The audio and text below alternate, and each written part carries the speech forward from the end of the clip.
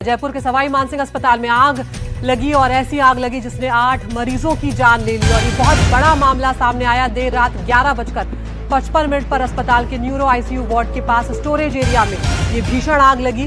Medical उपकरण जलने से वार्ड में धुआं फैल गया और उसके बाद अफरा तफरी यहां पर मच गई और उसके बाद मरीजों को वक्त पर निकाला नहीं जा सका, जिसमें 8 मरीजों की दुखद जान यहां पर चली गई है। बताया जा रहा है कि न्यूरो आईसीयू वार्ड में 11 मरीज थे। अब तक 8 मरीजों की मौत की पुष्टि हो चुकी है। राजस्थान सरकार ने हादसे की जांच के लिए एक 6 सदस्यीय जांच कमेटी का ऐलान किया है। इसके साथ ही अस्पताल में आग शॉर्ट सर्किट की वजह से लगी है, ये भी खबर जो है वो सामने आई है। और इस घटना के बाद मुख्यमंत्री भजनलाल शर्मा खुद अस्पताल पहुंचे हैं। उन्होंने 6 सदस्यीय एक टीम का भी गठन किया है जो इस पूरे हादसे को लेकर एक विस्तृत रिपोर्ट मुख्यमंत्री को सौंपेगी। इन सब के बीच खबर आई थी कि भजनलाल शर्मा आज दिल्ली आने वाले थे, उन्होंने अपने इस दिल्ली दौरे को भी रद्द कर दिया है। उसमें बाबूजी आईसीयू में मतलब ये ऊपर गैस से धुआं सी उड़ी थी स्टोर में से। उसमें ये गैस सिलेंडर था और गैस सिलेंडर से लगकर उसमें बेते हुए कागज गैस सिलेंडर में लग के एकदम सब फिर बम वो हो गई थी। हम करें इस धुआं कैसे है रही है। तो आने के बाद में जब तक बम बक से हो गई फिर ज़्यादा आने लग गई।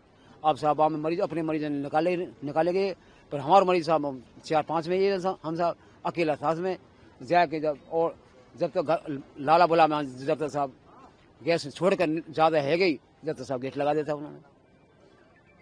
तो किसकी मौत हुई है आपकी? अब मौत हुई साहब कुसमा की है, मेरी घरवाली की मैसेज की है। उसी समय मौके पे हो गई थी या बाद में ये साहब कि उसमें भीतर नाम और बता दिया। कुसमा आपका नाम? पूरन सिंह साहब। नहीं, मैं ऊपर नहीं था, मैं नीचे था, मैं खाना खाने आया था।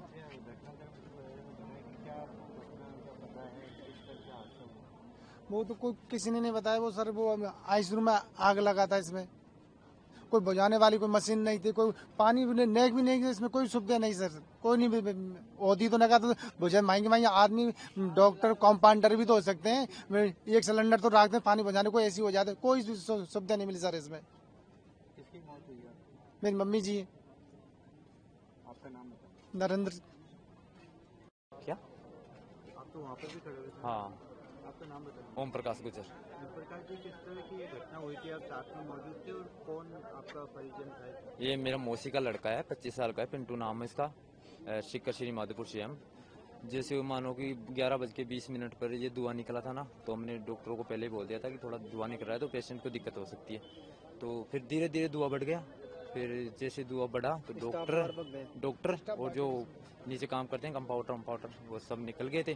फिर अचानक से इतनी धुआं होगी कि पेशेंट को निकाल नहीं सकते, क्योंकि फिर भी 4-5 पेशेंटों को निकाले और करीबन 6 पेशेंट अंदर रह गए। तो 1.5 घंटे से हमारा नहीं, हमारे तो ऐसे भी थी कि बेड नंबर 3 पे था, 1, 2, 3, 4 इधर के बेड के ना सब खत्म हो गए। ऐसी दिक्कत है। कौन था आपका परिजन? भाई है। मौसी का लड़का है। अरे कोई ज्यादा ठीक था, वो छुट्टी देने वाले थे, 1-2 रोज में ठीक हो गया था। अब ये घटना घट गई लास्ट में। आपका नाम? ओम प्रकाश गुजर। ये नाम बताएं। सर मेरा नाम जोगिंदर सिंह है सर।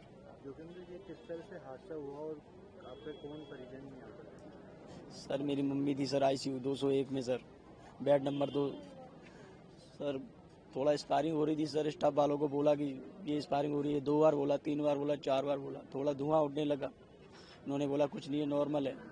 जब फिर ज़्यादा धुआं उठने लगा तो स्टाफ भाग गया यहाँ से, ये भाग गए, कोई नहीं। फिर धीरे धीरे और ज़्यादा बढ़ने लगा सर, सब भाग गए सर, कोई नहीं बचा।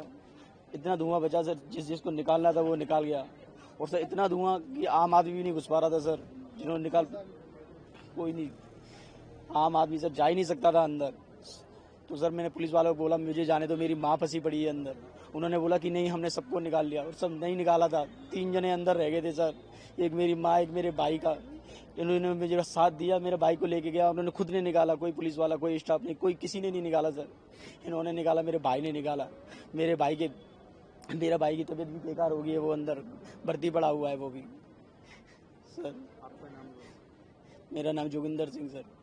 आप मौजूद थे? वहाँ पे मैं नहीं था। आज मैं शाम को 2-3 दिन यहीं पे था। मैं परेशान हो गया। मैं मम्मी तू वो 1-2 दिन में छुट्टी मिलने वाली थी, मैं कि तू 1-2 दिन में छुट्टी मिलती है, मगर जाके आता हूँ। मैं सिरसी बिंदाई का रहता हूँ मैं। वहाँ से अभी मेरे पास फ़ोन आया 12:30 बजे, वहाँ से मैं बच के आया। बच के आने के बाद में ऊपर में किसी को जाने नहीं दिए और फिर यहाँ पे नीचे आके देखा तो बोला कि ठीक है। अंदर जाके देखा तो मैं खुद जाके देखा तो ख़त्म हो चुका।